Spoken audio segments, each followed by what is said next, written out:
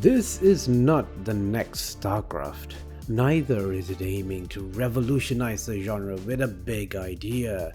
No, Fleetbreakers is aiming to capture the hearts of RTS fans by thinking small. It distills the elements that make an RTS fun and presents it in a new spin-off genre. And led by veteran RTS devs, Dave Pottinger, who was a designer over at Ensemble Studios back in the day, has worked on the Age of Empires series and Halo Wars. These are some big landmark RTS games. But Fleetbreakers is none of that. It's an attempt to do something fresh that allows for bite-sized short gameplay bursts and long-tail replayability. Because Fleetbreakers is a mix between an RTS and a roguelite.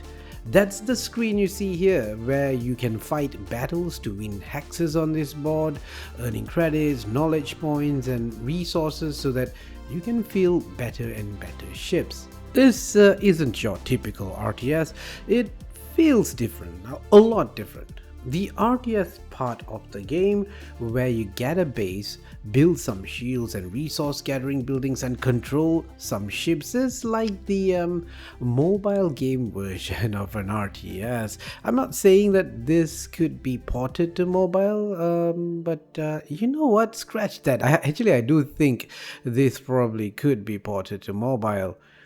I use the term feels like a mobile game, not as a ding to the game itself, but primarily on the design idea of keeping the RTS portion super light and fast. According to Dave Pottinger, and I can confirm this, each RTS mission is about 5 to 10 minutes only. Yes, it's the shortest RTS missions ever created, quite possibly. So I hear you ask, it's got a mobile game-like design sensibility, so does the game suck? Well, I don't think so, but there are some things that work against it. The game is set in space where humans need to fight back against a sinister alien threat called the Voltari. Think of them as tentacle monster aliens that are corrupting space, the usual organic hive-like species. There is quite a bit of banter between the characters, which will give you more backstory as you continue on multiple runs. The story doesn't get too much in your way. I don't feel like it's a highlight in this game. This game is all about gameplay. So, talking about gameplay, the gameplay loop, since this is after all a roguelite, is you playing on this hex map, do an RTS mission to get control on a hex that will allow you to expand and gain new resources, technology and so on, and move towards the final confrontation with the Voltari boss.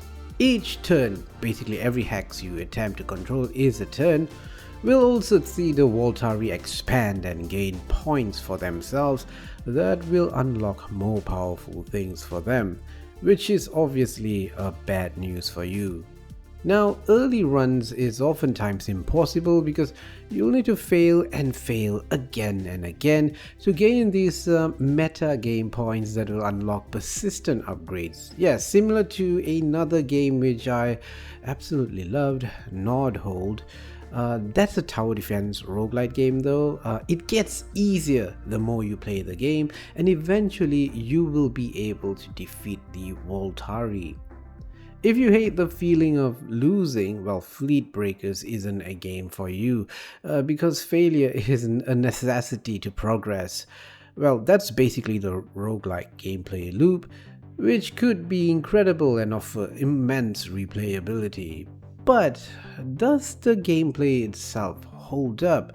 This really depends on you. In terms of the RTS missions themselves, which you obviously will be doing a lot of, might get a tad bit repetitive.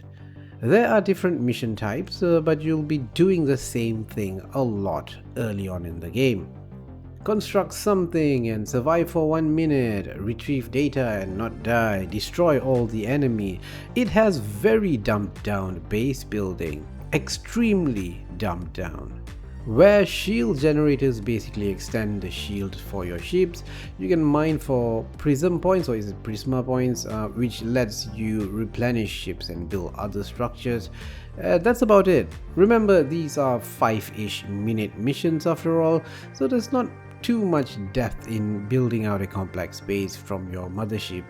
There ain't time for that. The biggest thing in Fleetbreakers is of course the combat itself. This is the deal breaker for some of you, pun intended.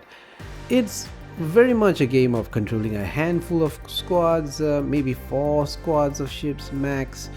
Each ship has slightly different roles, like scouts are paper thin, but they have the ability to stun enemies. There is the tank, which is literally called the tank, and a glass cannon ship that has a railgun but is hopeless if it is left on its own. This is not RTS for babies, that's for sure. I will admit that, and will require some micro on your part to bring these ships to bear and use them to their best abilities. Controlling these ships, well, will be crucial for your survival, because once you've lost them, there is no way to bring them back. Yep, it's practically game over. There is quite a bit of jostling around to avoid enemy fire and stuff in this game. But why? Why did the developers not allow for group controls or group movement? Yes, this annoyed the hell out of me. I'll have to constantly hit 1, 2 and 3 and to move the entire fleet around the map. I think this is absolutely unnecessary micro that could have been simply removed with control grouping. I didn't find the RTS portions of the game to be that engaging. It is repetitive and a pain to control the units without control grouping, and there's very little opportunity to bounce back if you made a mistake or you lost a squad. It is a pretty punishing game.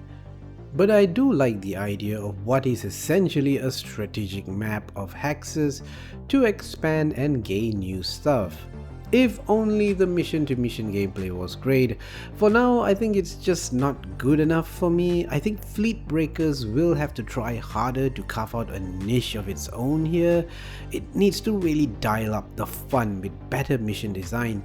This just ain't going to be enough to capture RTS gamers' attention. But the game is not done yet. It's releasing in early access sometime in the future. No real date has been announced. I want to make it clear though, it doesn't need to capture like every single RTS gamers out there. It just needs to carve out its own set of gamers, fans who love the game. But still, they really need to work on making the missions really fun. But I want to know, what do you think of it? You can try out the demo right now. What do you think of its roguelike gameplay loop? And more importantly, do you enjoy the RTS missions? Share with us in the comments. As I said, I really like Nordhole. I did a video on that game over here. Do check out this video. Thanks for watching and farewell, noble friends.